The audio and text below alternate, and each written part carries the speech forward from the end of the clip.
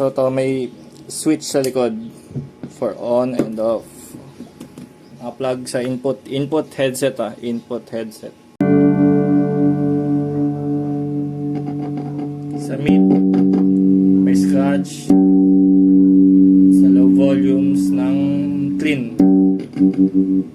Pero once maset mo na, okay na, hindi na siya mag-scratch. Dito sa volume okay naman. Dito sa bass meron din scratch. Tsaka sa mid. Sa treble wala. Ay meron din. Pero once maset mo na lahat, okay na yun.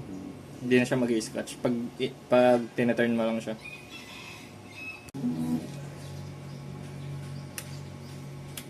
Clean.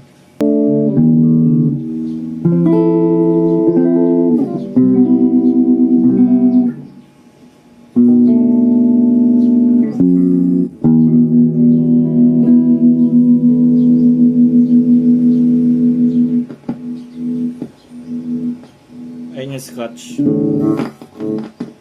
Pero once na ayos mo na yan, kunyari ganyan, okay na yan. Sa dirty channel naman, bento, meron din scratch.